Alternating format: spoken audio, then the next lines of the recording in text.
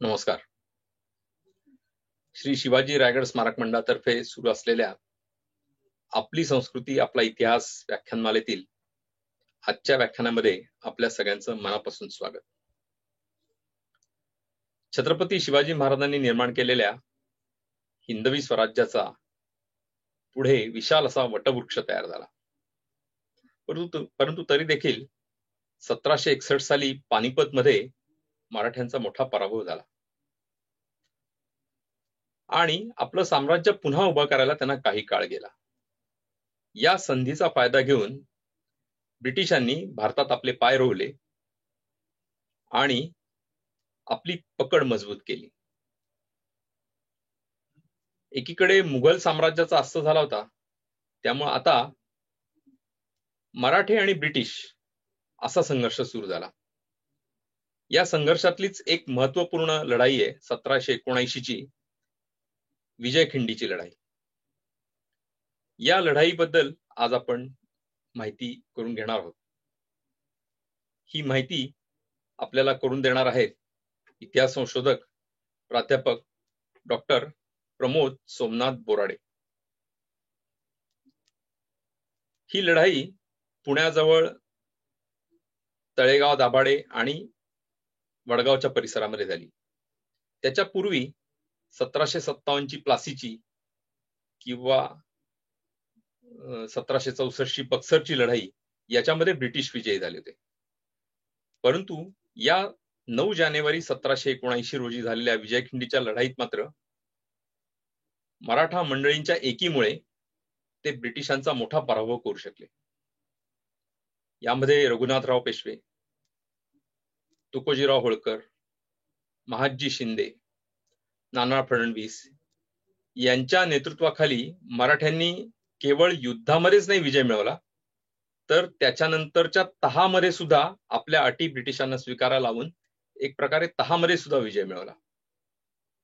म्हणून या लढाईची माहिती मोठी रंजक अशी आहे. या लढाईनंतर मराठा साम्राज्याचा दरारा काही प्रमाणात का होईना पुन्हा वाढला. पण ही माहिती आपल्याला करून देण्यासाठी प्रमोदजी आज आपल्याला व्याख्यान देणार आहेत. प्रमोदजींनी मावळ तालुक्यातील दुर्ग, शस्त्रास्त्रे आणि त्याची संस्कृती या विषयात PhD संपादन केली आहे. त्यानंतर अध्यापनाचं काम करत असताना ते MPhil आणि PhD करणाऱ्या विषयांना, इतिहास विषय घेऊन करणाऱ्यांना ते मार्गदर्शन करतात. आजवर महाराष्ट्र आणि महाराष्ट्राबाहेर अनेक दुर्गांची त्यांनी डोळस भ्रमंती केली आहे. ती करत असताना जवळपास 3 लाखाहून अधिक छायाचित्रांचा संग्रह देखील त्यांनी केलाय. अनेक ठिकाणची अपरिचित बंद भुयार त्यांनी शोधून काढली. त्याच्याच बरोबर एक शिवशाही मोफत ग्रंथालय देखील त्यांनी सुरू केलंय. आजवर शेकडो व्याख्याने, लेख, शोधनिबंध त्यांनी सादर केले. ऐतिहासिक वस्तू, चित्रे किंवा शस्त्र याची जवळपास 500हून अधिक प्रदर्शनं आजपर्यंत प्रमोदजींनी भरवली आहेत. आणि म्हणून अशा इतिहास विषयक कामामध्ये, संशोधनामध्ये घडलेल्या प्रमोदजींच्या व्याख्यानाचा आज आपल्या सगळ्यांना लाभ होणार आहे. त्यांच्या व्याख्यानाचा विषय असणार आहे ब्रिटिश मराठा तळेगाव दाभाडे युद्ध 9 जानेवारी 1779. तेव्हा आज या व्याख्यानामध्ये मी प्रमोदजींचं स्वागत करतो, त्यांचे आभार देखील मानतो आणि त्यांनी आपल्या व्याख्यानाला प्रारंभ करावा अशी त्यांना विनंती करतो. धन्यवाद. नमस्कार, मी डॉक्टर प्रमोद बोराडे, श्री रायगड स्मारक मंडळाच्या अंतर्गत आयोजिण्यात आलेल्या या व्याख्यानमालेमध्ये आपला इतिहास आपली संस्कृती या अंतर्गत ज्येष्ठ इतिहास संशोधक श्री पांडुरंगजी बलकवडे सर यांच्या षष्टब्दी निमित्त ही व्याख्यानमाला आयोजित करण्यात आलेली आहे. आणि या ऑनलाईन व्याख्यानमालेच्या अंतर्गत माझे विचार आणि एकंदरीतच तळेगाव दाभाडेमध्ये झालेल्या ब्रिटिश मराठा युद्धाची लढाई सांगत असताना मला मनस्वी आनंद होतोय. ही संधी मला उपलब्ध करून दिल्याबद्दल ज्येष्ठ इतिहास संशोधक आदरणीय पांडुरंगजी बलकवडे सर, श्री सुधीरजी थोरात सर आणि त्यांच्या संपूर्ण या समूह सदस्यांचे मी मनस्वीरित्या आभार मानतो. त्यांनी मला ही संधी प्राप्त करून दिली. आजचा माझा जो विषय दिलेला आहे तो अर्थातच लढाईचा इतिहास आहे. आणि ती लढाई पण साधीसुधी नव्हे तर निर्णायक लढाई आहे. मराठ्यांच्या आणि ब्रिटिशांच्या इतिहासाचा आपण अभ्यास ज्यावेळी करतो त्यावेळी आपल्याला हे निश्चित स्वरूपात लक्षात येतं की आपल्याला या इतिहासामध्ये एक गोष्ट जाणवते, ती म्हणजे अशी की मराठे यांनी घेतलेले प्रत्येक निर्णय विजयखिंडीच्या लढाईमधले हे अत्यंत योग्य पद्धतीने घेतलेले होते. आणि नाना फडणवीसनी महादजी शिंदेचं ऐकलेलं होतं आणि एकंदरीतच या संपूर्ण निर्णयामध्ये मराठ्यांचा प्रचंड मोठा विजय झाला. तर आपण याविषयी आपली मतं मला व्यक्त करायची आहे. आपल्या सर्वांचे मी मनस्वीरित्या आभार मानलेले आहेत सुरुवातीला. आणि एकंदरीतच या इतिहासाचा पार्श्वभूमीपासून आपण सुरुवात करूया. मला आपल्या सर्वांसमक्ष या इतिहासाची सुरुवातीला पार्श्वभूमी सांगायची आणि त्याही आधी मला सांगायचंय की इतिहासातील कोणतीही घटना असेल तर या घटनेकडे पाहत असताना कधीही जातीयवादी भूमिकेतून मी पाहिलेलं नाही, पाहणार देखील नाही आणि पाहू पण नाही. कुठल्याही इतिहास अभ्यासकांनी आपला इतिहास सांगत असताना जातीयवादी भूमिका, जात धर्मविरहित इतिहास मांडला गेला पाहिजे. वस्तुनिष्ठ इतिहासाने, सखोल अभ्यासाने इतिहासाची मांडणी करणं अपेक्षित असतं. आणि आम्हाला आमच्या वरिष्ठ गुरुजनांनी, बलकवडे सरांनी किंवा इतिहासात काम करणारे हे सर्व गवा मेंदळे आहेत, बाबासाहेब पुरंदरे आहेत, यांनी सर्वांनी अशाच पद्धतीचा इतिहास, जातविरहित इतिहास शिकवला. त्यांचे संस्कार आमच्यावर झालेले असल्यामुळं अगदी वस्तुनिष्ठ पद्धतीने या लढाईचं, विजयखिंडीच्या लढाईचा अभ्यास आम्ही केलेला आहे. या घटनेचे, या लढाईचे एकंदरीत 3 भाग मी केलेले आहेत की त्याची पार्श्वभूमी, लढाई का झाली, प्रत्यक्ष लढाई कशी झाली आणि त्याचे दूरगामी परिणाम काय झाले, अशा स्वरूपामध्ये आपण ही लढाई पाहणार आहोत. सर्वप्रथम मला असं सांगायचंय की या विजयखिंडीच्या इतिहासाला राष्ट्रीय आणि आंतरराष्ट्रीय अशा दोनही पद्धतींची पार्श्वभूमी लाभलेली आहे. आता आंतरराष्ट्रीय पार्श्वभूमी म्हणजे नेमकं काय हेही आपल्याला पाहायचंय. आधी मला राष्ट्रीय पार्श्वभूमी सांगावं असं वाटतंय. राष्ट्रीय पार्श्वभूमी सांगत असताना मला सांगावं वाटतंय की शाहू महाराज निवर्तले 15 डिसेंबर 1749 साली. आणि शाहू महाराज निवर्तल्यानंतर देशात केंद्रीय सत्तेचं मोठा अडचणीचा भाग निर्माण झाला. केंद्रीय सत्ता कमकुवत झालेलीच होती. मराठ्यांनी आपल्या पराक्रमाने तिला कमकुवत केलेलं होतं. तदनंतर प्रादेशिक सत्तांचं आपापसातलं भांडण देखील खूप मोठं चाललेलं होतं. आणि अशा सगळ्या परिस्थितीमध्ये एक मोठी राजकीय पोकळी भारतामध्ये निर्माण झाली आणि ही पोकळी भरून काढण्याचा आटोकाट प्रयत्न मराठ्यांनी केला. मराठे हे प्रादेशिक सत्ता मी कधी मान्यच करणार नाही या काळामध्ये, म्हणजे शाहू महाराज निवर्तल्यानंतर. कारण मराठे हेच केंद्रीय सत्ता झालेले होते असं मला म्हणणं आहे आणि त्याचे काही संदर्भ देखील आपल्याकडे सर्वांकडे आहेत.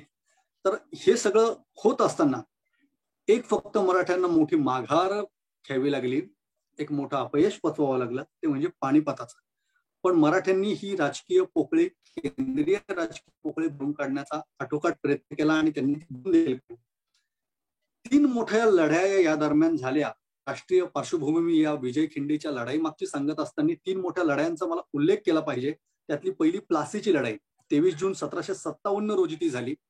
23 जून 1757 या लढाईमध्ये पश्चिम बंगालमध्ये ही लढाई झाली आणि बांगलादेशच्या आता सीमेवर हे येतं मुर्शिदाबाद, त्याच्या दक्षिण बाजूला 22 मैलांवरती नदिया नावाचा जिल्हा आहे, त्यात गंगेच्या तीरावरती ही लढाई झाली. या लढाईमध्ये ब्रिटिशांना प्रचंड मोठं यश मिळालं. ही प्लासीची लढाई ब्रिटिश जिंकले. त्याच्यात मीर कासिमनी गद्दारी वगैरे केली, हा सगळा बाजूला ठेवूयात भाग. पण आपल्या विजयखिंडीच्या युद्धाची पार्श्वभूमी या लढाईमध्ये आहे, म्हणून आपल्या सर्वांसमोर मी ही लढाई सांगितली. ब्रिटिशांचा त्यावेळी कॅप्टन होता रॉबर्ट क्लाइव्ह आणि नवाब सिराज उदौला हा बंगालचा नवाब.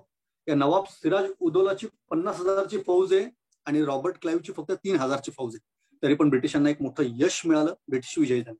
दुसरी एक लढाई ज्याचा आपल्या सर्वांना अगदी आपले पाठांतर झालेले आहेत, कारण आपल्या सर्व वरिष्ठ अभ्यासकांनी त्याचा खूप अभ्यास करून ठेवलेला आहे, ती म्हणजे पानिपताची लढाई. 14 जानेवारी 1761 पानिपतावरती गिलचे आणि मराठे यांच्यात झालेली लढाई.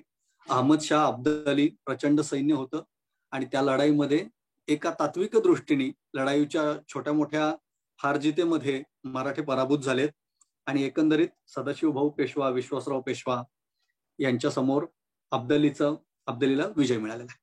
तिसरी एक मोठी लढाई झाली ती म्हणजे बक्सरचं युद्ध. 22 ऑक्टोबर 1764 हे युद्ध झालं आणि या बक्सरच्या युद्धामध्ये बिहारच्या पटनाच्या पश्चिम बाजूला हे बक्सर येतं, गंगेच्या तीरावरतीच हे देखील युद्ध झालं.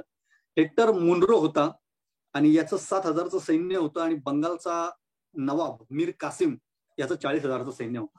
परंतु या युद्धामध्ये अवधचा नवाब शुजा-उद-दौला होता, त्याच्यामध्ये बंगालचा नवाब मीर कासिम होता, स्वतः मुघल बादशाह होता, पण या युद्धामध्ये ब्रिटिशांना विजय मिळाला. अशी 3 युद्ध मी तुम्हाला अगदी थोडक्यात वरवर सांगितली. पण या राष्ट्रीय 3ही युद्धामुळे, या पार्श्वभूमीमुळे ब्रिटिशांना प्रचंड फायदा झाला.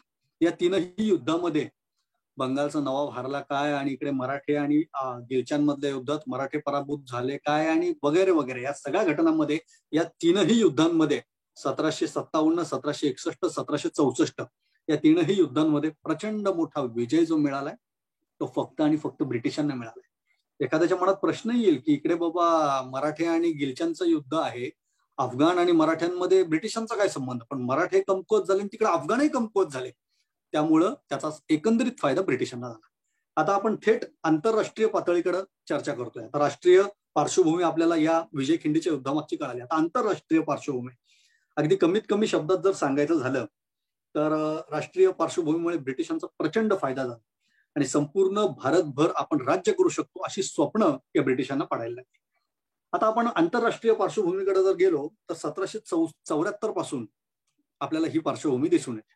1774 साली अमेरिका आणि वरती इंग्लंडची युद्ध थोड्याफार प्रमाणात चालू झाली आणि अमेरिकेतील वासाहतांशी इंग्रजांचं युद्ध चालू झाल्यानंतर सारागोठा इथली अंतिम लढाई त्यांना लढावी लागली. सारागोटाच्या अंतिम म्हणजे 14 ऑक्टोबरची ती लढाई आहे 1777ची. याच्यामध्ये इंग्रज सेनापती जो होता तो बर्गायन याला अमेरिकन सेनापती गेट यांनी थेट पराभूत केलं, कैदेत टाकलं, म्हणजे संपवलंच एका दृष्टीने. आणि ब्रिटिश तिकडे युद्ध हरल्यानंतर इकडच्या ब्रिटिशांना फार कळवळा तिकडच्या ब्रिटिशांचा आणि एकंदरीतच त्या कळवळ्यामुळं आपण आता आपल्या इंग्लंडसाठी काय करू शकतो की राष्ट्रीय अस्मिता त्यांची इकडे जागृत झाली. ही एक महत्वाची पार्श्वभूमी अमेरिकन आणि इंग्लंडमधल्या युद्धाची आपण समजून घेतली पाहिजे. 1774ला हे युद्ध झालं आणि इकडं आपलं विजयखिंडीचं जे युद्ध आहे 1779चं युद्ध आहे. मग या युद्धामध्ये आपल्याला ही गोष्ट लक्षात आली पाहिजे की तिकडं युरोपात युद्ध चालू होतंय ते सुद्धा अमेरिका आणि इंग्लंडमध्ये आणि त्याचे पडसाद उमटतायत भारतामध्ये. अजून मला एक घटना आपल्याला सांगायची. युरोपात इंग्लंड आणि फ्रान्सचं एक मोठं युद्ध उद्भवलं. त्याची तारीख आहे 30 मार्च 1778 आणि तिकडे एक मोठं युद्ध फ्रान्स आणि इंग्लंडमुळे चालू झाल्यामुळं इंग्लंड त्याही ठिकाणी पिछाडीवर पडलं आणि एकंदरीतच या दोन्ही घटनांमुळे कलकत्ता कर काउन्सिल यांची मतं आता अशी झाली की आपण नेमकं आता या युद्धाच्या परिस्थितीमध्ये करायचं तर काय करायचं, निर्णय घ्यायचा तो काय करायचा. मोठे वाद इकडंच व्हायला लागले भारतामध्ये की तिकडे फ्रान्स इंग्लंड युद्ध, तिकडे अमेरिका इंग्लंड युद्ध, दोनही ठिकाणी आपण पिछाडीवर. मग भारतामध्ये नेमका निर्णय काय घ्यायचा. आणि भारतातल्या कलकत्ता काउन्सिल, बंगालच्या बाजूला कलकत्ता काउन्सिलमध्ये चर्चा व्हायला लागली आणि त्या चर्चेमध्ये पण त्यांच्यात भांडणं आली. 2 गट पडले. या पडलेल्या 2 गटातला जो पहिला गट होता तो होता हेस्टिंग आणि बार्वेल. यांचं मत होतं की इंग्लंडला ठिकठिकाणी जे नुकसान होतंय ते भारतातून भरून काढायचं किती पैसा लागला तर इंग्लंडची बाजू आपण कमकुवत होऊन द्यायची नाही. दुसरा जो गट होता तो होता व्हेलर आणि फ्रान्सिस यांचं असं मत होतं की आपण विनाकारण हिंदुस्थानातलं युद्ध अंगावरती घ्यायला नको. याचं कारण असं की आपण जर का हेही युद्ध अंगावर घेतलं, तिकडे अमेरिका इंग्लंडचं चालू आहे, फ्रान्स इंग्लंडचं चालू आहे, आणि या ठिकाणी आपल्याला भारताबरोबर जर युद्ध लागलं तर हे चुकीचं होईल आणि एका वेळी अनेक आघाड्यांवर लढत असताना आपली फजिती उडेल. तर मुळात व्हेलर आणि फ्रान्सिसचं मत बरोबरच होतं, पण असे दोन गट इकडे पडल्यामुळं मोठी भांडणं निर्माण झाली. हेस्टिंग याचा प्रमुख होता कलकत्ताकर काउन्सिलचा, आणि त्यांनी मराठ्यांवरती शेवटाला निर्णय घेऊन युद्ध पुकारलं. कारण त्याला युद्ध नको हे मत त्याला मान्य नव्हतं. त्याला मराठी सत्तेला कुठल्याही परिस्थितीत संपवायचं होतं. आणि एकंदरीतच हा जो कार्यकाळ आहे 1774 ते 1780 पर्यंतचा, या कार्यकाळामध्ये ब्रिटिशांचे जे मोठे शत्रुत्व आहे ते फक्त निजाम आणि मराठेच राहिले. त्यामुळं मराठ्यांना संपवण्यासाठी आटोकाट प्रयत्न करणाऱ्या व्यक्तींमधले इंग्रज आणि त्याच्यामधला हेस्टिंग. त्यामुळे हे लक्षात घ्यायला पाहिजे की हेस्टिंगने डायरेक्ट बाजू घेतली आणि तो म्हणाला नाही, आपल्याला थांबायचं नाही, मराठ्यांवरती युद्ध करायचं. युरोपात इंग्लंड फ्रेंच युद्ध चालू आहे. तशाच पद्धतीचं युद्ध भारतामध्ये सुरू करण्याचा निर्णय घेतला हेस्टिंगने आणि युद्धाची पार्श्वभूमी आता चालू होते. अजून एक महत्वाचा भाग, हैदर अली यालाही त्यांनी डिवचलं. कशा पद्धतीने डिवचलं मी सांगतोय. हैदर अली फ्रेंचांकडून काही गोळा बारूद आणि शस्त्र घेत होता.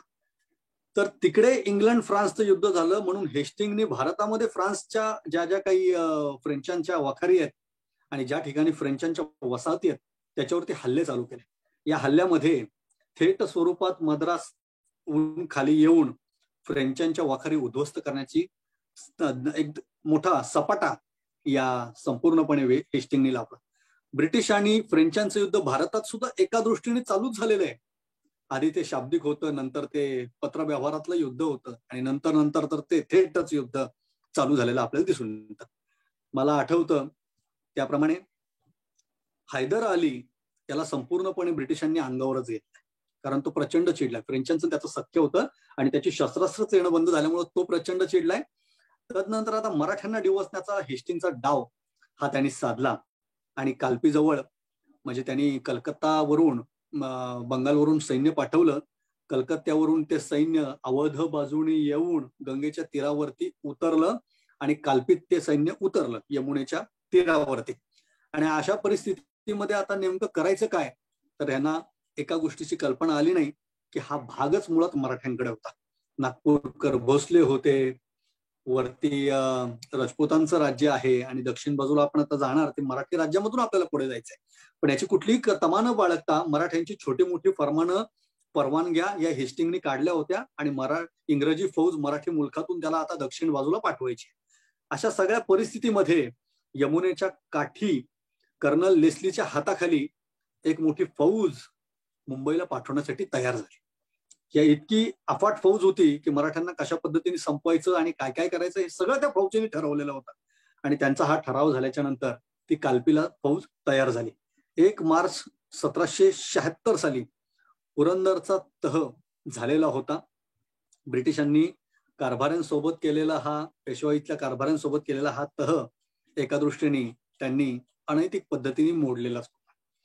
ब्रिटिशांनी 1778 मार्च मध्ये कालपीवरून दक्षिणेकडे प्रवास सुरू केला आणि इथून पुढे हे युद्धाची सुरुवात आपल्याला दिसून येते. सांगायचंय युद्धाकडे थेट वाटचाल होत होती. त्यावेळी हेस्टिंगने दक्षिणेत जाणाऱ्या फौजेसाठी मराठ्यांकडे छोटी मोठी परवानगी मागितली आणि मराठ्यांची छोटी छोटी राज्य होतीच. भोसल्यांचं राज्य वेगळं आहे, शिंदे होळकरांचं वेगळं आहे, माळव्यातून ते खाली येणार आहेत आणि एकंदरीतच पुण्यात देखील पुणेरी फौजांकडून किंवा पुण्याच्या कारभाऱ्यांकडून सुद्धा पत्र व्यवहार त्यांनी पाठवून आम्हाला फ्रेंचांवर चालून जायचं या एका सबबी खातर ह्याचं खोटं बोलून मुंबईला फौज पाठवण्याची जय्यत तयारी त्यांनी केली. नाना फडणवीस हा प्रचंड हुशार माणूस होता. जेव्हा नाना गेला त्यावेळी ब्रिटिश अधिकाऱ्यांची वाक्य की पेशवाईतलं शेवटचं शहाणपण संपलं. नानाला मानणारा आज देखील एक मोठा वर्ग आहे की त्यावेळी मराठेशाही बऱ्यापैकी नानाने टिकवलेली आहे, यात काही दुमत नाही, यात काही वाद नाही. तर नानाने प्रचंड हुशारीने हेस्टिंगला विचारलं, आज पावे तो तुमच्या सर्व फौजा या जलमार्गाने जातात. आजच खुष्कीच्या मार्गाने जाण्याचं कारण ते काय असं विचारलं तर त्यावेळी मला आठवतं आनंदीबाईंनी सखाराम बापूला एक पत्र पाठवलं होतं, नानाला देखील एक पत्र पाठवलेलं होतं. मुळात ती पत्र प्रसिद्ध आहे. त्यात आनंदीबाई अशी म्हणते की बुंदेलखंडात इंग्रजांचे 2 कंपू आलेत आणि ते 2 कंपू यांची संख्याही जास्त आहे. शुजा उदौला आणि आरकाटचा महम्मद अली नवाब यांचे जसे हाल झाले अशी मराठी दौलत बुडायला नको, ह्याची सुद्धा तिच्या पत्रातला उल्लेख आहे. म्हणजे एकंदरीत आता पुढचा कार्यकाळ हा सोपा नाही, पुढे अवघड परिस्थिती होऊ शकते असं सांगून तिने देखील सावध केलेलं आहे सखाराम बापूला आणि नानाला देखील पत्र पाठवलेलं. नानांनी अजिबात वेळ न दवडता गोविंद खेराला वरती पत्र पाठवून कळवलं, काहीही झालं तरी कालपीच्या पुढे ब्रिटिश फौज सरकली नाही पाहिजे, आधी समजावून सांगा, नाही ऐकलं तर त्यांच्यावरती थेट चाल करून जा, त्यांना आपण आपल्या मुलखातून जाऊन द्यायचं नाही असं नानांनी थेट सांगितलं. आणि गोविंद खेराने प्रचंड मोठी ब्रिटिशांची वाताहत उडवली. गोविंद खेरा थांबलाच नाही, त्रेधा तिरपीट ब्रिटिशांची त्यांनी उडवून दिली. लेस्ली 4 महिने मराठ्यांनी अडकून धरला तिथे आणि लेस्लीच्या हाताखालची ब्रिटिश फौज 4 महिने कालपीवरच मराठ्यांनी अडवून धरलेली आहे. 12 लाख रुपये त्याचे खर्च तिथं झाले आणि शेवटाला तो तिथंच मेला. 3 मार्च 1778 ही तारीख आहे. तिथेच त्याला मारलं मराठ्यांनी एका दृष्टीने, पण मराठ्यांनी कालपीवरून फौज काही पुढे सरकून दिली नाही. त्याची जागा कॅप्टन गॉडर्डनी घेतली आणि कॅप्टन गॉडर्ड ती फौज घेऊन त्यांनी रात्री प्रवास सुरू केला की मराठ्यांना कळायला नको, कारण गोविंदपंत खेरे इकडे तिकडे फिरतायत, ब्रिटिशांच्या मागावर ते आहेत, आता त्यांना कळायला नको म्हणून ह्यांनी प्रत्यक्षपणे रात्री प्रवास चालू केला. कॅप्टन क्राफोर्ड होता, कर्नल पार्कर होता, मेजर फुलटन होता, कॅप्टन ऍश होता, त्याच्यानंतर कॅप्टन मावर्स होता, 50 मोठे ब्रिटिश अधिकारी त्यांच्या सोबत होते. आणि ह्या सगळ्या ब्रिटिश अधिकाऱ्यांनी रात्री केलेला प्रवास आणि त्यांचा चुकलेला प्रवास आणि एकंदरीतच त्यांची झालेली दिशाभूल, जंगलात अडकले, पाणी नाही प्यायला, तृष्णेने व्याकुळ होऊन यातले निम्मे अर्धे लोक तिथंच गतप्राण झाले. मी तुम्हाला सांगू का, मराठ्यांनी जे युद्ध जिंकलं ना, हे याच ठिकाणी युद्ध जिंकलं. सामान्य गोष्ट नाही. 50 पैकी 40 अधिकारी तर मरण पावले. ही गोष्ट ब्रिटिश अधिकाऱ्यांच्या बाबत चांगली नव्हती. आणि एकंदरीतच याच ठिकाणी मला आपल्या सगळ्यांना सांगावं वाटतं की तडफडून ही सर्व ब्रिटिश मंडळी तिथं तृष्णेने मरण पावलेली आहेत. आणि आता आपण जर बघितलं, शिंदे, होळकर, निजाम, पेशवे, भोसले सर्वांमध्ये फूट पाडून आपल्याला आपलं स्वतःचं केंद्रीयकृत सत्ता करता येते का, या दृष्टीने अतिशय प्रयत्न हेस्टिंगनी चालवलेले होते. आणि या सगळ्या प्रकारामध्ये हेस्टिंगचा मनसुबा तत्कालीन मराठी सरदारांनी राष्ट्राच्या विचारार्थ आणि एकात्मतेच्या विचारार्थ हाणून पाडलेला आहे. हा सगळ्यात महत्वाचा भाग आहे. गॉर्डर्डनी पाठवलेल्या लेफ्टनंट वॉदस्टन यांनी मुधोजी भोसलेंना एक पत्र लिहिले आणि मुधोजीला आपल्या बाजूला वळवण्याचा तो प्रयत्न करतोय. त्यावेळी मुधोजी भोसलेंनी एक सडेतोड उत्तर दिलेले पत्र मुळात प्रकाशित आहे. मुधोजीचं जे उत्तर त्यावेळी ब्रिटिशांना दिल्या गेलेलं आहे त्याच्यात मला राष्ट्रीय एकात्मता आणि छत्रपतींच्या गादीविषयीची निष्ठा दिसून येते. ते पत्र म्हणजे असं की मुधोजी असं म्हणतोय, साताऱ्यास छत्रपतींची गादी ही मी स्वतः साफ नाकारतो. कारण मुधोजीला या हेस्टिंगनी स्वतः प्रलोभनं दाखवली आहेत की तुला मी छत्रपतींच्या गादीवर बसवतो म्हणून. त्यावेळी मुधोजी भोसले स्पष्ट सांगतोय की मी स्वतः छत्रपतींच्या गादीवर बसण्याचं साफ नाकारतो आणि छत्रपती शिवाजी महाराजांच्याच वंशजांकडे ही गादी चालणं योग्य आहे. डिसेंबर 1778 मधलं हे पत्र आहे. या पत्रावरून छत्रपतींची गादी छत्रपतींकडेच पाहिजे, त्याच्यावरती आम्ही कोणी शोभत नाही असं बोलणारा मुधोजी भोसले याला हेस्टिंगनी प्रचंड प्रयत्न करून ब्रिटिशांच्या बाजूने वळवण्याचा आटोकाट प्रयत्न केला, पण त्यांनी काही ते ऐकलं नाही. थेट आता मुंबईकर इंग्रज निघाले, युद्धाला निघाले आणि पोहोचले कुठपर्यंत तर खंडाळ्यापर्यंत. मुंबईवरून फौजा निघाल्याची तारीख आहे 25 नोव्हेंबर 1778 आणि राघोबा दादाला घेऊन, राघोबा दादा त्यांच्याकडे गेलेला होता आश्रयासाठी, राघोबा दादाला घेऊन राघोबा दादानी सुद्धा रघुनाथरावांनी त्यांना भरपूर आमिष दाखवली की आपण घाटावर गेल्यानंतर शिंदे होळकरांच्या फौजा आपल्याला येऊन मिळतील. मुळात शिंदे होळकर याच्याच विरुद्ध लढत होते, ते नंतर घाटावर आल्यावरतीच कळलं. पण गंमत अशी झाली की याच्या शब्दावर विश्वास ठेवून मुंबईकर इंग्रज फौजा घेऊन निघाले. 25 नोव्हेंबर 1778 मुंबई त्यांनी सोडली. रघुनाथरावाला घेऊन ते इकडे आले. मुंबई खाडी उतरून पनवेलापर्यंत आले. 500 इंग्रज अधिकारी होते, त्याच्यामध्ये 2000 इतरदेशीय सैन्य होते.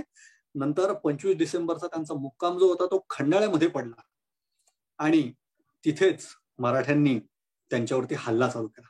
ज्यावेळी ते खंडाळ्यापर्यंत आले त्यावेळी मराठ्यांनी मागच्या बाजूने जाऊन पनवेल बंद करून टाकलं. माघारी फिरण्याचा मार्ग बंद केलेला होता. पण याची कल्पना ब्रिटिशांना त्यावेळी मात्र नक्की नव्हती.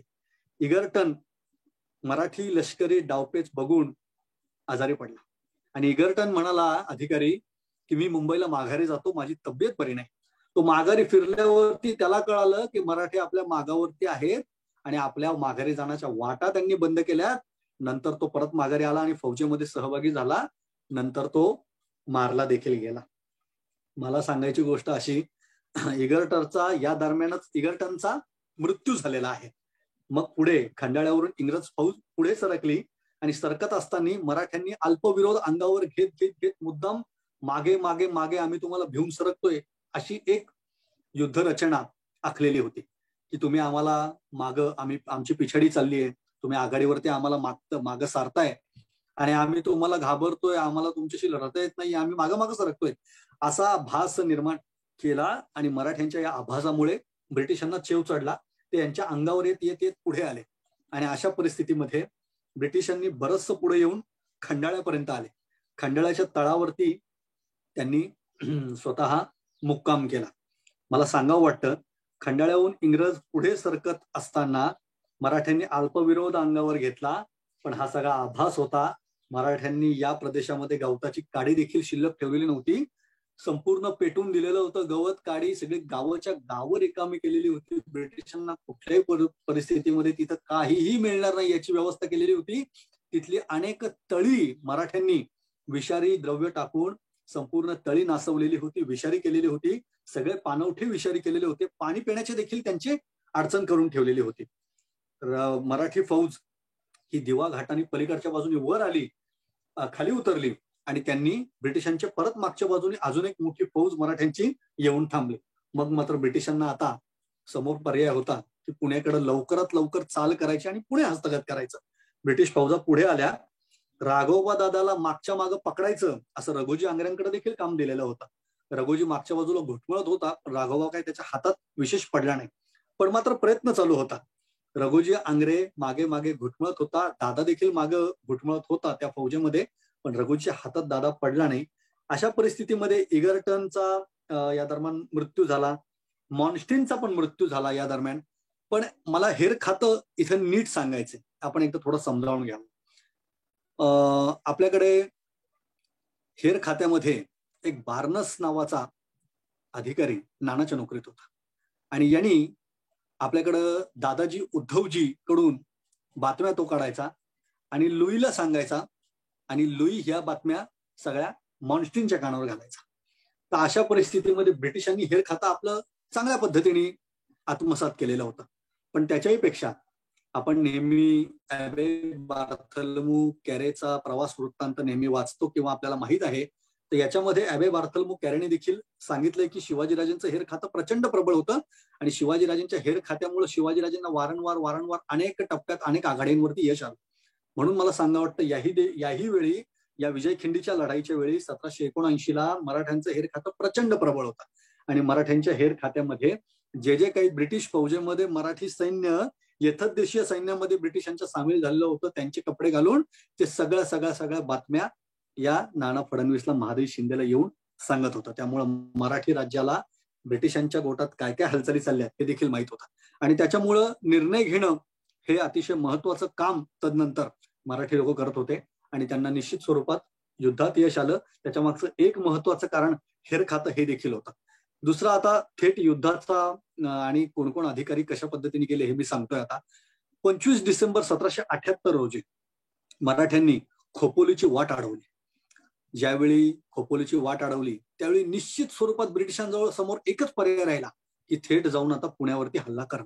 कारण मागच्या सगळ्याच वाटा मराठ्यांनी पनवेलला चौकी केली आहे, खोपोलीला चौकी केली आहे, खंडाळाला चौकी केली आहे. त्यामुळं ब्रिटिशांसमोर आता वाटा राहिल्या नाही.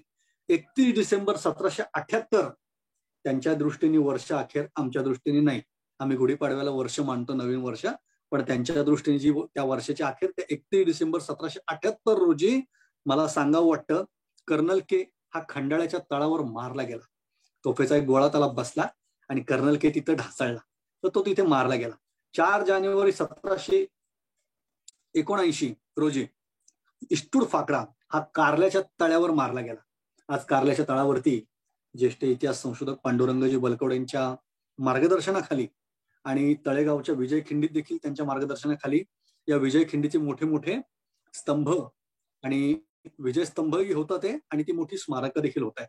तर याच कारल्याच्या तळावरती इष्टूर फाकडा 4 जानेवारीला मारला गेला. 7 जानेवारीला खडकाळ्याला मोठं युद्ध रंगलं. 8 जानेवारीला वडगावला इंग्रजांचा मुक्काम होता आणि 9 जानेवारीला तळेगावातून इंग्रज पुढे निघायला लागल्यानंतर तळेगावला आज असणाऱ्या नॅशनल हेवी कंपनीच्या शेजारी असणारी खिंड, म्हणजे तळ्याच्या दक्षिण बाजूला ती खिंड येते, ती खिंड मराठ्यांनी अडवून धरली आणि मग ब्रिटिशांना लक्षात आलं की आता आपल्याला मागं पळायला पाहिजे. पण मराठ्यांची मागची चौकी वडगाव मध्ये होती आणि पुढची खिंड अडवलेली होती, ती म्हणजे विजय खिंड. आता या ठिकाणी ज्या मराठ्यांनी खिंड अडवली त्यांच्यासोबत कोण कोण होतं नीट लक्षात ठेवायचं ही गोष्ट. पेंढारी होते, महादजी शिंदे तर घोड्यावरती बसलेले तिथे लोकांनी बघितलं. नाना फडणवीस होते, शिंदे होते, तुकोजी होळकर होते, भीमराव पानसे होते, पेंढारी होते, सखाराम बापू होता, सरदार रास्ते होते, हरिपंत फडके होते, नाना फडणवीस स्वतः होते. मराठ्यांनी संपूर्णपणे ती खिंड अडवून धरली. पूर्णपणे ती खिंड बंद झाल्याच्या नंतर ब्रिटिशांना मागे पळायला गेले. वडगाव मराठ्यांनी अडवले आणि या ठिकाणी मला नाना फडणवीसचं एक पत्र आठवतं. सरदार पानसेंना पाठवलेल्या पत्रामध्ये नाना फडणवीस असं म्हणतायत की गोवित्री हे दूर होईल. मुळात त्याचं गोमूत्री असं देखील नाव मला एका ठिकाणी ऐकायला मिळालंय. गोमूत्री म्हणजे गोवित्री हे दूर होईल, त्यास्तव ब्रिटिश फौजेच्या तळाच्या शेजारीच आपण राहणे. म्हणजे भीमराव पानसेला महत्वाचा मार्मिक सल्ला नाना फडणवीसनी पत्राद्वारे दिलाय की ब्रिटिशांच्या मागावर तुम्ही आहात, ब्रिटिशांवरती युद्ध आपल्याला करायचंय, प्रचंड त्यांच्यावरती तोफगोळे डागायचे, पण गोवित्री लांब होईल, एवढा लांब नका थांबू, जवळ या. आणि ते त्यांनी ऐकलं. सरदार पानसे हे भोवतीच राहायला लागले त्या फौजेच्या, आणि नाना फडणवीसनी ते पत्र पाठवल्यामुळं भीमराव पानसेनी ब्रिटिशांवरती मात्र मोठी तलवारच उगारली. ब्रिटिशांच्या खबऱ्यांनी सांगितलं ब्रिटिशांना येऊन की आपण समजा ही खिंडीचा वेढा फोडून पुढे जरी जायचं म्हणलं तरी देखील चिंचवड आणि पुणे मराठ्यांनी जाळून टाकलेलं आहे. त्या ठिकाणी कुठल्याही परिस्थितीमध्ये आपण जाऊन फायदा होणार नाही. मुळात आपले जेवढे हाल आता झाले त्याच्याहून कैक पटीने जास्त हाल पुढे गेल्यावर होते, कारण चिंचवड आणि पुणे जाळल्याची खबरच ब्रिटिशांना येऊन आधी कळालेली होती. यातला एकच, याच्याकडे मुळात 2 पर्याय की पुण्याला का मुंबईला, पण आता तेही पर्याय संपले. आता युद्धाला ती लोक उभी राहिली आणि युद्धाला उभं राहिल्याच्या नंतर दोनही पर्याय त्यांना साधण्याचा यत्न त्यांनी केला. दोनही पर्याय त्यांच्या समोर नव्हते. पर्याय राहिला फक्त युद्धाचा आणि युद्ध त्यांनी सुरू केलं. त्यांच्या बाजूने आधी युद्ध चालू झाल्याचा पुरावा आहे बरं का, आणि त्याचं पत्र देखील उपलब्ध आहे. भीमराव पानसेच्या सेवेमध्ये असणाऱ्या मुसा नारायण, त्याला मस्यू नोरोना असं खरं त्याचं नाव, पण मुसा नारायण अशी मराठी लोक त्याला म्हणतात. हा युरोपियन गोलंदाज होता. याने भयंकर तोफांची भांडी वाजवली. मुसाचं मूळ पत्र उपलब्ध आहे. आधी इंग्रजांनी गोळे डागले, मूळ पत्रातला उल्लेख बघा. आधी इंग्रजांनी गोळे डागले, म्हणजे मराठी परंपरा आहे. आधी अफजल खानाने शिवाजीराजेंच्या पाठीत शस्त्र चालवलं, मग शिवाजीराजेंनी वागणं काढून अफजल खानाला फाडले. पण शस्त्र भारत सहिष्णू असल्यामुळे भारताने शस्त्र पहिले कुणावर चालवले नाही, पण लोकांच्या आलेल्या शस्त्राला उत्तर तेवढे सडेतोड भारतीय लोक देऊ शकतात. हीच भारताची खरी परंपरा, ही हिंदूंची खरी परंपरा, ही शिवाजी महाराजांची खरी परंपरा याही युद्धात राखल्या गेली. आपण पहिले गोळे डागले नाही. मग प्रचंड प्रमाणात ब्रिटिशांकडून गोळे डागायला सुरुवात झाली. युद्धाची सुरुवात त्यांनी केल्याच्या नंतर या पत्रातला मूळ उल्लेख मस्यू नोरोना असा करतोय की ब्रिटिशांनी आधी गोळे डागले, मग पानशांनी आज्ञा केली आणि मग आम्ही सरकार तोफेमधून इतक्या एका पाठोपाठ 20 गोळे डागले की त्यांच्या अनेक पलटणी उद्ध्वस्त झाल्या. आता ह्याच्यातला महत्वाचा भाग असा आहे की दादाला इंग्रजांनी विचारलं रघुनाथरावाला, अहो तुम्ही तर म्हणालात शिंदे आणि होळकर आपल्या बाजूने येतील, कुठे आहेत ही मंडळी? आणि शिंदे होळकर हे स्वतः ब्रिटिशांच्या विरुद्ध लढताना ब्रिटिश पाहत होते. त्यावेळी रघुनाथरावांनी सांगितलं की आम्हाला या लोकांनी फसवलं. त्याने हातबलता दाखवल्यानंतर ब्रिटिशांनी डोक्यालाच हात मारून घेतला. अरे ही काय हातबलता आहे आणि ही कुठल्या वेळची हातबलता आहे? आता ऐन युद्धाचा प्रसंग आणि तुम्ही म्हणताय की आता आमच्या बाजूने नाही, आम्हाला फसवलं, आम्ही तरी काय करावं? राघोबा दादा म्हणाला यांनी आम्हाला फसवलं आणि परिस्थिती मात्र फिरली. नची केळकरांनी तर लिहून ठेवलंय 400 ते 500 ब्रिटिश रातोरात मराठ्यांनी मारून टाकले, जिवंत सोडलं नाही. 400-500 ब्रिटिश यमसदनी पाठवले रातोरात. नची केळकरांनी असं लिहून ठेवलंय. मला सांगावं वाटतं, वडगावात पळत सुटलेली ही फौज, या फौजेनी एक मोठी वडगावला देखील लढाई झाली आणि त्या लढाईमध्ये त्यांना संपूर्ण सपशेल ते पराभूत झाले. ब्रिटिश इथं पराभूत झाला. ब्रिटिशांनी तळेगावच्या तळ्यामध्ये काही अवजड बोजड तोफगाडे, तोफा, काही शस्त्राचं साहित्य हे फेकलं. पण माघारी पळत असताना आपल्याकडे शस्त्र पाहिजे, अगदीच तोंडावरती हातगाईची लढाई तरी काय करायचं म्हणून जे शस्त्र ठेवले होते ते देखील मराठ्यांच्या हातात पडले. काय काय पडलं ते सांगतो. 5 उत्तम दर्जाच्या तोफा मराठ्यांना मिळाल्या, 2000 बंदुका त्यांना मिळाल्या.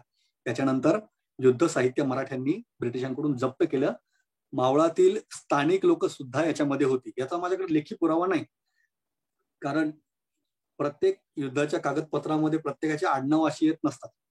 मराठ्यांच्या युद्धात 40,000 लोक आहेत त्यावेळी. महादजी शिंदे आणि आपण जेव्हा वाट अडवली तेव्हा मराठ्यांच्या युद्धाची संख्या 40,000 आहे, सैनिकांची संख्या.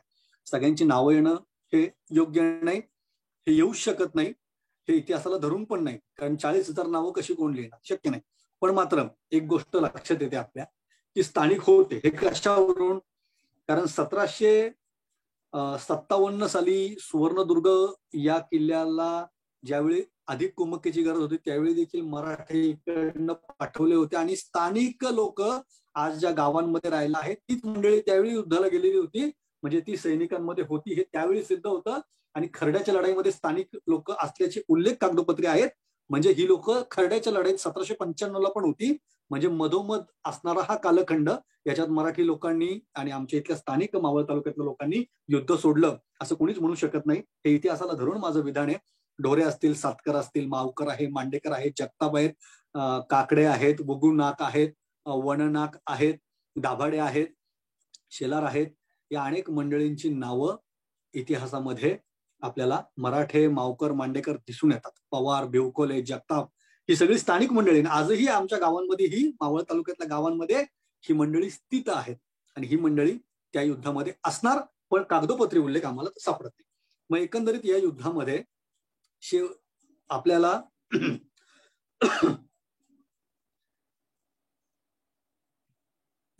युद्धामध्ये आपल्याला लक्षात येतं की स्थानिक मंडळींचा देखील सहभाग होता. मराठ्यांनी ब्रिटिशांना संपूर्णपणे पराभूत केलं आणि त्यांच्याकडच्या सर्व वस्तू जप्त केल्या. चुकीची एक म्हण आपल्याकडे प्रचलित आहे, बऱ्याच काळ प्रचलित राहिली, आज देखील प्रचलित आहे. ती म्हणजे मराठे युद्धात जिंकतात आणि तहात हारतात. अत्यंतिक चुकीची म्हण आहे. ज्या पद्धतीने एखादा कुणीतरी राजकारणी व्यक्ती असतो आणि आयुष्यभर वाईट उद्योग करून झाल्यानंतर तो राजकारणात पडल्यानंतर आपल्याकडे लोक म्हणतात त्याचं पानिपत झालं. अत्यंतिक चुकीची म्हण आहे. पानिपत हे राष्ट्राच्या एकात्मतेसाठी मराठ्यांनी लढलेलं युद्ध आहे. त्याच्यामध्ये त्याचं पानिपत झालं, याचं पानिपत, असे स्थानिक गावगुंडांची पानिपत झाल्याचा उल्लेख करणं जेवढं चुकीचं आहे तेवढ्याच पद्धतीने ही सुद्धा म्हण घेणं चुकीचं आहे की मराठ्यांची युद्धामध्ये हार होती आणि तहात माघार होती, हे म्हणणं चुकीचं आहे. या ठिकाणी मला आपल्या सर्वांना सांगावं वाटतं, मोठी गंमत आहे. जर असं कोणाला म्हणायचंच असेल मराठे युद्धात जिंकतात, तहात हारतात, तर त्यांच्यासाठीच हे वाक्य आहे की या ठिकाणी मराठे युद्धातही जिंकले आणि तहातही जिंकले. आता थेट आपण तह बघूया. वडगावला शिंदे टेकडी सजले. मराठ्यांनी, एक इंग्रजी म्हण आहे, first impression is the last impression. तर मराठ्यांनी पहिले इम्प्रेशन इतक्या चांगल्या पद्धतीने केलं की महादजीने तिथं दरबारच भरवलाय. आणि शिंदे टेकडी वडगावच्या दक्षिण बाजूला आपल्याला हायवेच्या अगदी महामार्गाच्या शेजारीच दिसून येते. त्या शिंदे टेकडीवरती महादजी शिंदे, नाना फडणवीस आणि अनेक काही अधिकारी आपले मराठेशाहीचे हे असे मस्त सिंहासनावरती बसलेले आहेत. आणि ब्रिटिश गुडघे टेकून समोर याचकाच्या भूमिकेमध्ये आहे, आपण दात्याच्या भूमिकेमध्ये आहोत. आणि एकंदरीत हा प्रसंग, याची चित्र देखील उपलब्ध आहे. मला आपल्याला सांगावं वाटतं, फार्मर हा गुडघ्यावर बसलाय, नंतर त्याला ओलीसच ठेवला होता आपण. हा गुडघ्यावर बसलाय, हात जोडून विनवणी करतोय, तहाची बोलणी करतोय. आणि मग चर्चा चालू झाली. नाना फडणवीस बोलायला हुशार माणूस, तज्ञ माणूस. नाना म्हणाला की आपण नवा तह करताय, म्हणजेच याचा अर्थ या आधीचे सगळे तह रद्द झाले असं आम्ही समजतो, कारण तुम्ही नवा तह करताय. मग तुम्ही नवा तह करताय ते या आधीचे तुमचे आमचे झालेले सगळे तह रद्द झाले. हा पहिला भाग. दुसरं, आधी रघुनाथरावाला आमच्या हवाली करा आणि मग पुढची आपण चर्चा करूयात. जोपर्यंत तुम्ही आम्हाला रघुनाथरावाला आमच्या हवाली करत नाही, पुढची चर्चा होणार नाही. गुजरातचे सर्व महाल, मागण्या बघा किती सुंदर आहेत नानाच्या. गुजरातचे सर्व महाल, साष्टी, ठाणे, उरण आधी आम्हाला माघारी द्या. गायकवाडांचे, पेशव्यांचे घेतलेले सर्व मुलूक आम्हाला माघारी द्या. जोपर्यंत या गोष्टी होत नाहीत तोपर्यंत तहाची पुढे बोलणी चर्चा होणार नाही. हे महादजीला आणि महादजीला विश्वासात घेऊन नानांनी सांगितलेलंच होतं. आणि ब्रिटिशांच्या समोर हा मुद्दा जेव्हा त्यांनी मांडला त्यावेळी ब्रिटिशांना हा मुद्दा मान्य करण्यावाचून पर्याय नव्हता. शिंदेंनी देखील त्यांना फटकारलं. महादजी शिंदे देखील बोलायला हुशार, ज्ञानाला हुशार होता माणूस. युद्धामध्ये त्यांनी स्वतःला कायमच सिद्ध केलेलं होतं.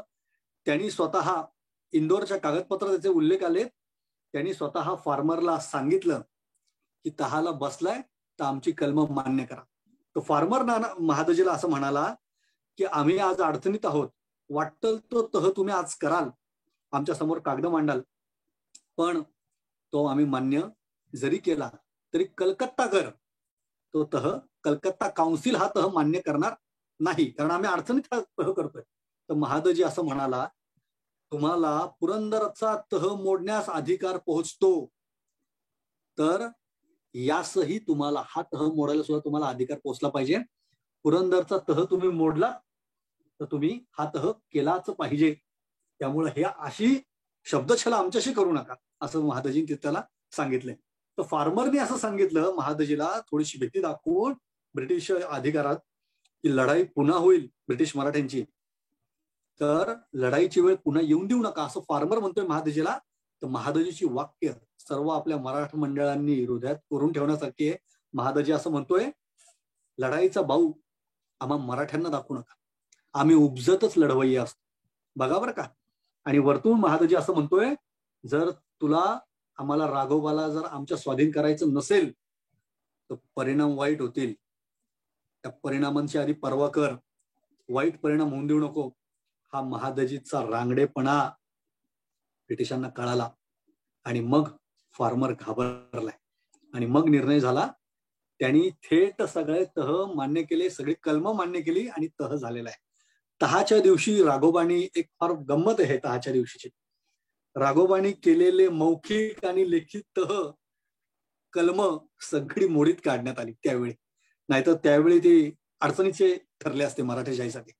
पण तुम्हाला आम्ही हरवलंय, आता तुम्हाला तुमचं आम्ही ऐकूनही घेतलंय, आता आम्ही केलेला तह तुम्हाला मान्य करावं लागणार, ही कलम मान्य करावी लागणार असं महादजीने आणि नाना फडणवीसनी सांगितल्यानंतर त्यांनी हे सगळं मान्य केलं आणि रघुनाथरावांनी केलेले मौखिक आणि लेखी तह सगळे रद्द करून टाकले. तहाची शाश्वती कमी होती, पूर्ण करण्याची शाश्वती कमी होती. नानांनी हे महादजीला बोलून दाखवलं की आज अडचणीत आहेत, तह करतील, कलम मान्य करतील आणि उद्या ज्यावेळी माघारी जातील मुंबईला त्यावेळी सांगतील की आम्ही अडचणीत होतो, आता मात्र हा तह आम्हाला मंजूर नाही, असं होऊ शकतं. तेव्हा महादजीने एक त्याला कल्पना चांगली सुचली आणि त्यांनी असं सांगितलं की इस्टूड फाकड्याचा पुतण्या स्टुअर्ट आणि फार्मर हे दोघं तह पूर्ण होईपर्यंत इथं माझ्याकडे ओलीस म्हणून राहतील, आणि ओलीस म्हणून त्यांना ठेवून घेतलं. शिंदेच्या कैदेत येताना राघोबा याला माघारी घेत असताना राघोबानी त्यांच्याकडे जे काही सोनं ठेवलेलं होतं पैसा अडका मिळवण्यासाठी, त्याच्यावर कुठल्याही प्रकारे व्याज न देता आणि त्या सोन्याची काही किंमत न देता महादजींनी ते सोनं पेशवाईचं माघारी मिळवलं. त्याच्यासोबत राघोबासोबत 300 स्वार होते, 1200 गार्दी लोक होती, त्या सगळ्यांना महादजींनी माघारी आणलं. काही तोफा होत्या चांगल्या, जो जो काही सरंजाम होईल सरंजामासहित रघुनाथरावाला महादजींनी माघारी आणलं. मराठीमध्ये, फारशीमध्ये, इंग्रजीमध्ये 3 प्रकारे 3ही भाषेमध्ये लिपीमध्ये ही कलम बनवून 17 तारखेला महादजीकडे ही कलम आली. रघुनाथरावांनी गहाण टाकलेले सर्व दागिने त्या मराठी शाहीला मिळाले. कुठल्याही प्रकारे आपण त्यांना काही जड जवाहिराचा म्हणजे विना मोबदला माघारी मिळाला. कुठलाही मोबदला आपण त्याचा दिला नाही. सवाई माधवरावाच्या संरक्षणार्थ एक ब्रिटिशांची फौज तिथे काम करेल असंही त्यातलं एक महत्वाचं कलम होतं. आणि सखाराम बापूला फितुरीमुळं नंतर सिंहगडावर कैदेतही पडावं लागतं. या सगळ्या आपण जर प्रकार बघितले त्यातला एक महत्वाचा प्रकार लढाईच्या आपण आता शेवटाला चाललोय आणि मला हा सांगावं वाटतं. तो महत्वाचा प्रकार असा की मराठ्यांनी युद्ध तर केलं, मराठ्यांनी युद्ध जिंकलं, ब्रिटिशांना पराभूत केलं, अनेक लोकांना पराभूत केलं होतं. पूर्वी अफगाण्यांना केलेलं आहे, इराण्यांना केलेलं आहे. जे काही कुणी मराठ्यांच्या विरुद्ध आले, मग मिर्झा जयसिंग पासून सिद्दी जोहर पर्यंत, अफजल खानापासून औरंगजेबापर्यंत सर्वांना मराठ्यांनी थोपवले, थांबवले, मारले, याच मुलखात गाडले आणि संपवले, पराभूत केलेले. पण आता सर्वात महत्वाचा शिवाजी महाराजांचा जो विचार होता की अफजलशी वैर युद्ध जोपर्यंत तो होता, त्याची मगरुरी होती तोपर्यंत होता, पण तो मेल्यानंतर त्याच्याशी वैरभाव संपला, त्याचा संबंध काय राहिला आता. अशाच प्रकारची नीती मराठ्यांनी उत्तमरित्या सांभाळली. तह झाल्याच्या नंतर शिवकाळातल्याच महाराजांच्या संस्काराप्रमाणे पराभूत फौजेला उगाच कत्तली उडवणं ही संस्कृती भारतीयांची सहिष्णू संस्कृती नाही. ही संस्कृती अफगाण्यांची, अफजलीची, की मराठे पानिपतावरती युद्ध संपल्यानंतर पण कत्तलीला परवानगी द्या म्हणाल्यानंतर अफजलींनी परवानगी दिली आणि ज्यांच्या हातात शस्त्र नाही अशा लोकांवरती शस्त्र उगारून उगाच मराठी माणसांच्या कत्तली त्यावेळी त्यांनी केलेल्या होत्या. इथे मराठी माणसं कत्तली उडवू शकत होते, पण असं केलं नाही मराठी माणसाने. त्यामुळं मराठी सैन्याने सहिष्णुतेचं धोरण इथं स्वीकारलं आणि जे ब्रिटिश 2-3 दिवस तृष्णेने व्याकुळ झालेले होते, उपासमाराने व्याकुळ झालेले होते, त्यांना जेवण दिल्या गेली, त्यांना जेवणासाठी रसद साहित्य दिल्या गेलं. त्याच्यानंतर इथं मराठ्यांचं औदार्य हे देखील ब्रिटिशांना दिसून आलं. त्याचं पुढे एक पत्र देखील ब्रिटिशांनी महादजीला दिलंय आणि त्या पत्रात तुमच्या औदार्याबद्दल धन्यवाद म्हणून त्यांनी व्यक्त केलेलं आहे. हा तह झाल्यानंतर पराभूत फौजेला जेवण दिली, कुठल्याही प्रकारे कत्तल उडवली नाही. विसाजी कृष्ण आणि राणेखान या दोघांना सांगून पराभूत फौजेची सगळी शस्त्र काढून घेतलेली होती, त्यांच्यावर मध्ये कुणी हल्ला करायला नको म्हणून त्यांना संरक्षणार्थ विसाजी कृष्ण आणि राणेखानला पाठवलं आणि पनवेलापर्यंत जाऊन पनवेला जहाजात देखील ही आपली मंडळी गेली आणि मुंबईला त्यांना सोडून माघारी आली. ही सहिष्णुता ही भारतीय लोक आणि मराठी सैन्यच फक्त दाखवू शकतं. हा सगळ्यात महत्वाचा शिवकाळातला संस्कार आहे. हा संस्कार आम्ही दाखवून दिला. मल्हारी शाहिरांनी त्याच्यानंतर नाना फडणवीसवर देखील आणि महादजी शिंदेवरती 2-2 पोवाडे लिहिले, सुंदर पोवाडे आहेत. त्या पोवाड्यांमध्ये देखील यांच्या औदार्याचं वर्णन आलेलं आहे की एखादा पराभूत झाला, एखादा हात जोडून गुडघ्यावर बसलाय, त्याच्या हातात शस्त्र नाही, त्यांनी शस्त्र टाकलंय. तर आमची हिंदू संस्कृती आणि परंपरा आम्हाला सांगते की आश्रिताला मुळात कत्तली उडवायच्या नसतात. शिवाजी महाराजांनी आम्हाला सांगितलं आणि हा संस्कार आमच्याकडं या विजय खिंडीच्या युद्धात पाळला गेलाय. ही गोष्ट सामान्य नाही हे मला सांगायचंय. इंग्लिश ईस्ट इंडिया कंपनीचा पेशवे दरबाराशी काही पत्रव्यवहार झाला. तो ग्रंथ मला 28व्या पुस्तकामध्ये भारत इतिहास संशोधक मंडळाने प्रसिद्ध केलेला आहे, प्रकाशित केलेला आहे गंगाधरराव मुजुमदारांनी. त्याच्यामधलं एक महत्वाचं पत्र मला आपल्या सर्वांना सांगायचंय. अगदी गमतीदार पत्र आहे आणि हृदयावर कोरून ठेवण्यासारखं ते पत्र आहे. त्याच्यामध्ये वॉरन हेस्टिंग हा बाळाजी पंडिताला पत्र पाठवतोय आणि असं म्हणतोय या युद्धाच्या नंतर की मजकूर वाचून सखेत आश्चर्य झाले आणि आश्चर्य वाटलं की कंपनीच्या अधिकाराला कमीपणा आणणार आणि इंग्रज नाव धारण करणाऱ्यालाही हलकेपणा आणि बेआबरू करणारं असं कृत्य इथं घडलेलं आहे. म्हणजे तो स्वतः सांगतोय की आमची चूक झाली, आम्ही स्वतःची बेआबरू करून घेतलेली आहे हे युद्ध खेळून. हे ज्यांनी पाठवलेले युद्ध करण्यासाठी सैन्य कालपीपर्यंत त्यांनीच फौजा पाठवल्या कलकत्त्याहून. हा स्वतः कलकत्त्यालाच बसलेला होता हेस्टिंग, आणि मुंबईवरून पण फौजा पुण्याला पाठवण्याचं याचं डोकं होतं. फक्त मुंबई करण्यात त्याचा थोडा अधिकार होता. पण आता तोच हेस्टिंग काय म्हणतोय बघा की हे आमची बेआबरू करणारं कृत्य आमच्याच हातून घडलं. स्वतःच, पुढचं वाक्य फार सुंदर आहे, हृदयावर कोरून ठेवण्यासारखं आहे. स्वतःच इंग्रज म्हणून घेणाऱ्या माणसाने आपली बेआबरू करून घेतल्यासारखा हा तह झालेला आहे. पुढचं वाक्य पण ऐकावं.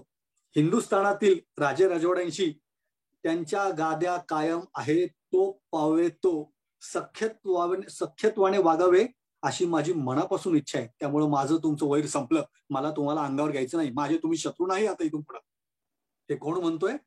ज्याने आमच्यावर सैन्य पाठवलं, जो हेस्टिंग मराठेशाहीला खायला उठला होता, ज्यांनी मुधोजी होळकराला छत्रपतीची गादी देतो तू माझ्या बाजूने सांगितलं, ज्यांनी शिंदे होळकरांना आपल्या बाजूने, निजामाला आपल्या बाजूने मराठ्यांच्या विरुद्ध वळवण्याचा प्रयत्न केला, असा ब्रिटिश म्हणतोय आमची बेआबरू झाली, आम्हाला माफ करा, तुम्ही आता इथून पुढे माझे शत्रू नाही.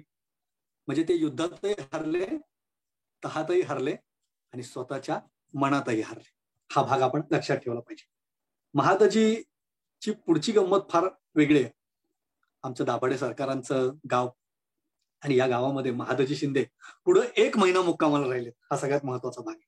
आणि 1 महिना मुक्कामाला राहिल्याच्या नंतर ज्या भूमीनी मला एवढा मोठा विजय मिळवून दिला, त्या भूमीप्रती माझं काहीतरी देणं लागतं.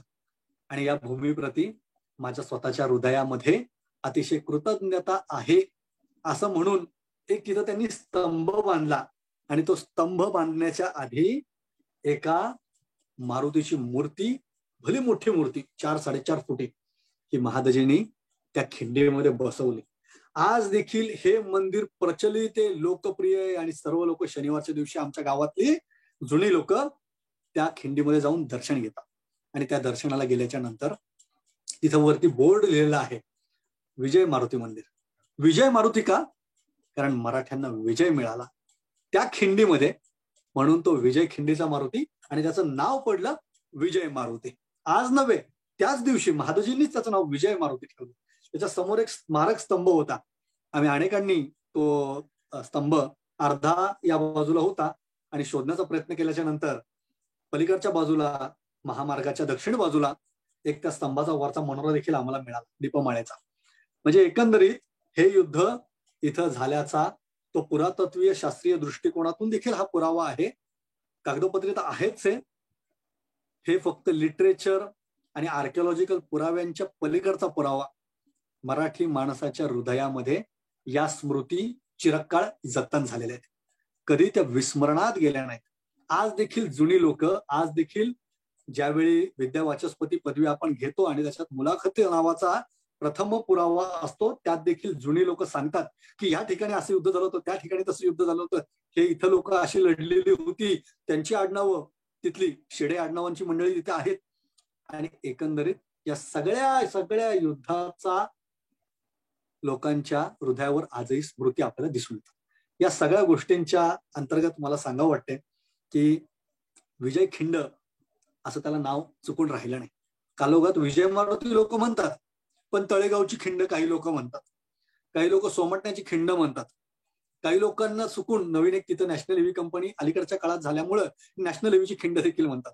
तर असं काही न म्हणता माझा तुमच्या सर्वांना प्रश्न आहे आणि विनंती पण आहे, म्हणाल ना इथून पुढं विजय खिंड? नक्की म्हणाल तुम्ही, कारण मोठे युद्ध झालंय.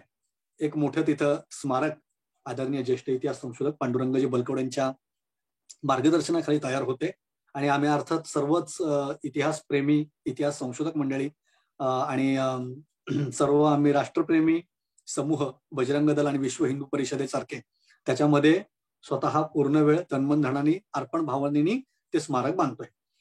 त्या विजय खिंडीच्या स्मृती 9 जानेवारी तळेगाव कधी विसरत नाही. प्रतिवर्षी त्याचा उत्सव होतो बजरंग दल आणि विश्व हिंदू परिषदेच्या माध्यमातून. 500,000 तरुण एकत्र जमतात आणि त्या विजयाच्या प्रित्यर्थ त्या स्मृती दिवशी विजय दिन साजरा करतात. तर आपल्या सर्वांना आमंत्रण आहे. कोरोनाची स्थिती लवकरच निवळेल. माझ्या व्याख्यानाच्या शेवटाला मी चाललोय. शेवट करत असताना पुढच्या 9 जानेवारीचं आमंत्रण आजच देऊन ठेवतो आणि सर्वांनी या विजय स्तंभाकडे आमच्या बजरंग दलच्या माध्यमातून साजरे होणाऱ्या या विजय दिनी आपण 9 जानेवारी तळेगावमध्ये, दाभाडेमध्ये सकाळी एक 10 वाजता आमचा उत्सव असतो. आपण जरूर सहभागी व्हावं. विजय खिंड त्याचं नाव आपण इथून पुढे नक्की म्हणाल. कुठल्याही इतर खिंडी त्याला आपण बोलणार नाही, मला खात्री आहे. आणि विजय स्मारकासाठी आपल्या सर्वजण तन मन धनाने प्रयत्न करा असं मी या ठिकाणी मत व्यक्त करतो. या ठिकाणी थांबत असताना आपल्या सर्वांनी माझ्यासारख्या नवोदित इतिहास संशोधकास आपले मत मांडण्याचं आणि विजय खिंडीचा इतिहास मांडण्याची संधी दिली त्याबद्दल श्री रायगड स्मारक मंडळाचे मी मनस्वीरित्या आभार मानतो. पुन्हा अशी संधी द्यावी असा आदरणीय सुधीरजी थोरात सरांना मी विनंती करतो.